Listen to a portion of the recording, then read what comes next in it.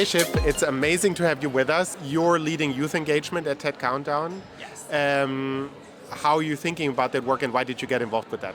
Yeah, so my background and the reason I got involved is that I've been a youth climate organizer for the last 6 years at this point. I came into this work as the lead organizer of the 2019 climate strike in New York City, and we mobilized over 300,000 people.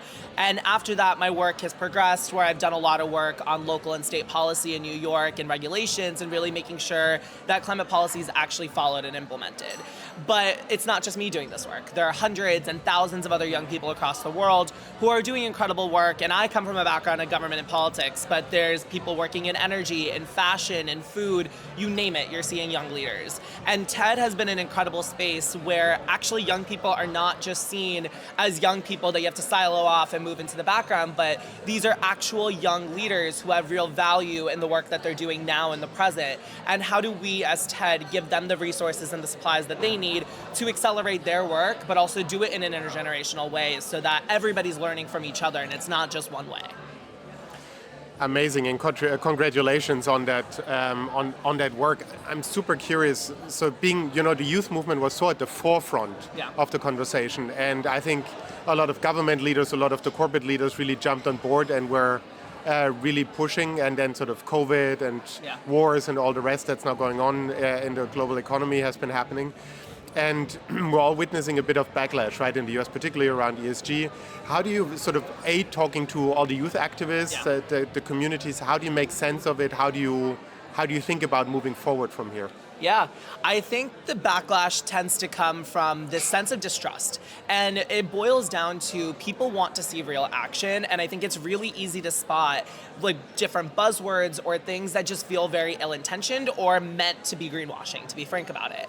And when that happens, you lose the trust of your customers. And this larger generation, Gen Z, that's coming up now, that is taking a larger spot in the economy, actually does have a value add that they have in terms of making sure that companies' values align with theirs. So when they're purchasing and they're using their spending power, they are looking for companies that are aligned. And when they feel that this is a disgenuine company or one that is just doing greenwashing, they feel less inclined to purchase. So when you want to see actual change, you want to see real tangible results. You don't want these fake things. And I think that is where a lot of that backlash has come from. But there's a lot of other companies that have been doing incredible work. You're seeing the emergence of food companies that are doing a lot of work to really change their supply chain. Fashion companies that promote like actual sustainable supply chains are emerging as leaders. But that's happening because they're gaining the trust of their customers. Building on what you're saying, what I find interesting, I don't know how it's the same in Europe, in the US. In Europe, one of the key sort of narratives is, the climate conversation is so singular. We need to take care of the social conversation, inequality, make sure that the economy can survive. And so that's why we need to sometimes maybe take a step back on some of our sustainability targets. How is that sort of being perceived, and how would you respond to that sort of narrative? Yeah, it's difficult, right? Because when you're talking about climate change, a lot of these issues are exacerbating other inequalities that we have in our society. And I think I live in New York City, that's where I come from, and 20% of our city's electricity is generated from this one power plant in Queens. And the air patterns actually take all of that smog that's coming out of there. This is one of the dirtiest power plants that existed into areas of the South Bronx, which is historically black, historically brown, and directly across the street from this power plant is the largest public housing complex with over 6,000 residents in public housing in the United States. So those inequalities, income inequality, racial inequality, are exacerbated by climate change. That coupled with the reality that it's not about when the next issue, not if it happens, but when the next climate crisis, it continues to exacerbate. In New York, one of our biggest problems is floods. And floods, we now have a flood season. It's not just a flood that happens and it's over. These floods flood our highways. They close down our subways. Homes, hundreds and thousands of homes have gotten flooded. That's billions of dollars of damage, not just for individuals, but also for the city. When a highway floods, these cars are lost. You have to do something about that. The water doesn't go away. You have to improve the infrastructure, and you are losing billions of dollars. every time these crises are happening. So very quickly, you are seeing that it's not like this economic argument that people often say that, oh, it costs a lot of money. It often is cheaper to actually solve and like redo the infrastructure a little bit so that every single time a flood happens, your city doesn't shut down.